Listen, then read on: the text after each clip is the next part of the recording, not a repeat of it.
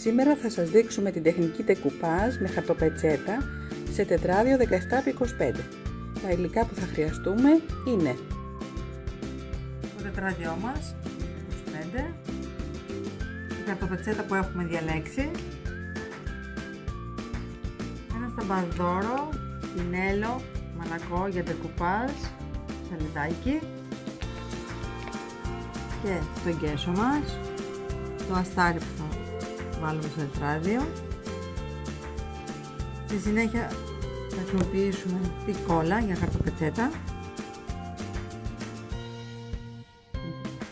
Θα διακοσμήσουμε με τα glitter pen και τα pearl liner όπως θέλουμε εμείς τη χαρτοπετσέτα μας.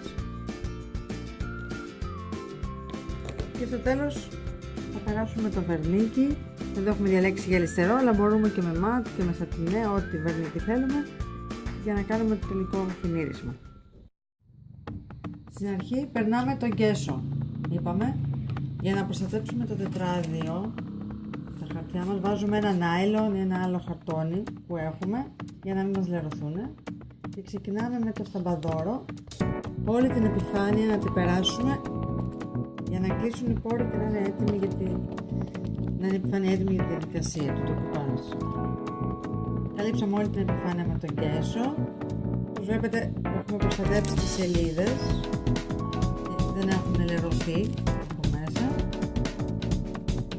Για να βοηθήσουμε να στεγνώσει το γκέσο μας, μπορούμε να κάνουμε λίγο με το πιστολάκι. Θα πάρουμε τη χαρτοπετσέτα μας. Μετράμε τι θέλουμε να βάλουμε, θα την κόψουμε, αφαιρούμε τα φύλλα τα άσπρα και θέλουμε να μείνει μόνο το φύλλο με το μοτίβο μας.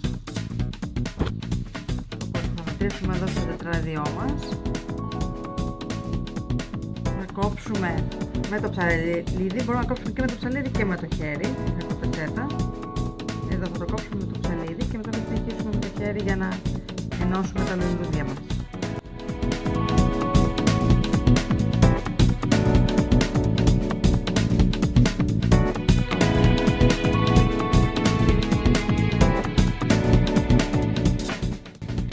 Εδώ πέρα πάει ανάποδα η πεταλούδα, η δεύτερη, οπότε εδώ θα το κόψουμε με το χέρι και θα βάλουμε από πάνω τα λουλούδια που θέλουμε για να γίνει ολόκληρη η εικόνα σωστή.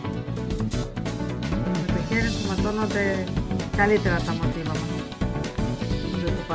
Οπότε εδώ θα προσθέσουμε γύρω.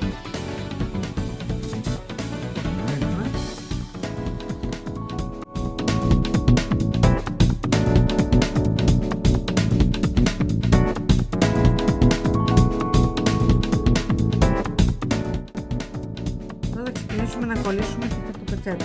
Παίρνουμε λίγο πέρα και βάζουμε από κάτω. Πολύ λίγο, επειδή είναι η χαρτοπετσέτα και είναι πολύ λεπτή και να μας κολλήσει, τη βάζουμε εκεί που θέλουμε. Πάμε λίγο με το χέρι και ξεκινάμε την κόλλα τη μέση προς τα έξω για να φεύγει και ο αέρας. Με μαλακό πινέλο όπως είπαμε. Οι κινήσεις είναι ίδιες, είτε είναι χαρτοπετσέτα είτε είναι ριζόχαρτο. Πάντα από τη μέση προς τα έξω για να μην μας μαζεύει αέρα. Συνεχίζουμε, έχουμε κολλήσει τη χαρτοπετσέτα. Στα κενά προσθέτουμε τα λουλούδια που έχουμε διαλέξει να κόψουμε.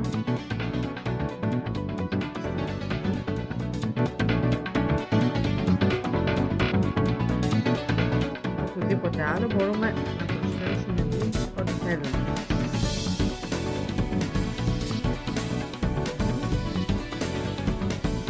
Ό,τι περισσεύει το κόβουμε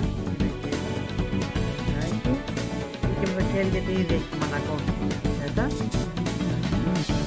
Περάσουμε την κόλλα, βάζουμε τα πινέλα και τους σοβαδόρους πάντα στο νερό να είναι μαλακά για να μην μας ξεχάσουμε. Και βάζουμε λίγο σουάρι.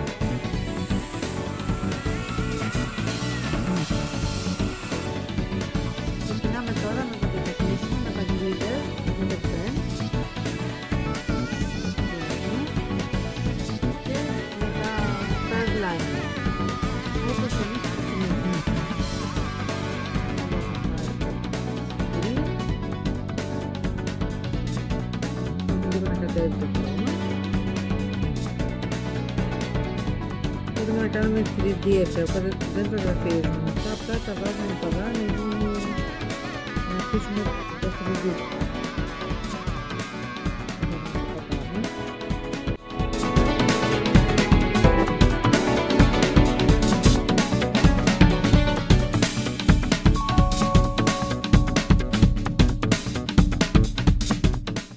Συνεχίζουμε με το sand που είναι το ανοιχτό χρυσό. Εδώ βλέπουμε πάντα το χρώμα του glitter pen.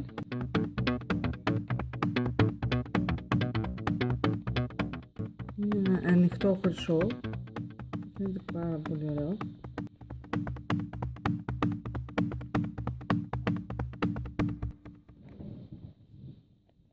Δεν τα γεμίζουμε τα σχέδια γιατί εδώ θα χαθεί η εικόνα, απλά τονίζουμε κάποια σημεία.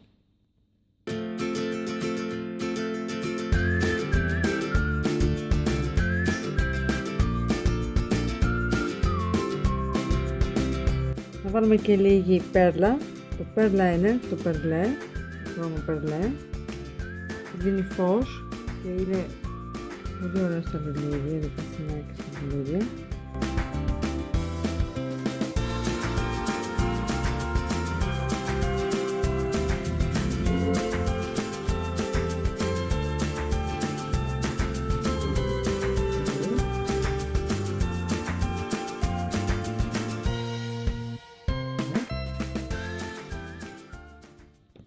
Και τελειώνουμε με το μπρονζέ, το chopper. Εδώ βλέπετε το χρώμα.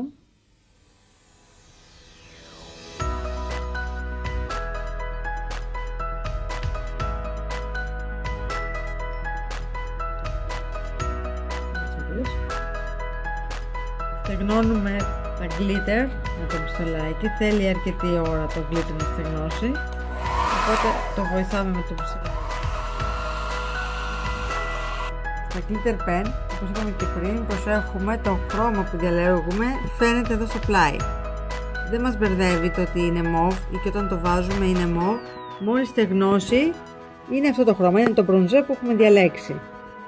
Έχει στεγνώσει το έργο, τα glitter, όλα, οπότε περνάμε το βερνίκι μας.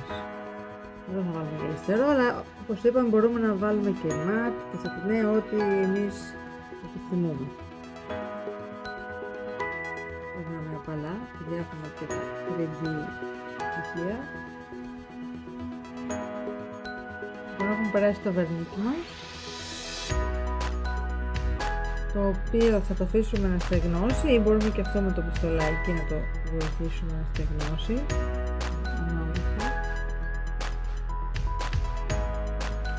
Και το στεγνώνουμε.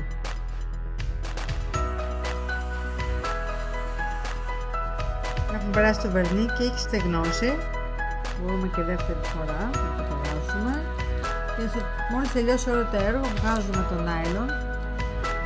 Δεν μας έχει διακοπεί.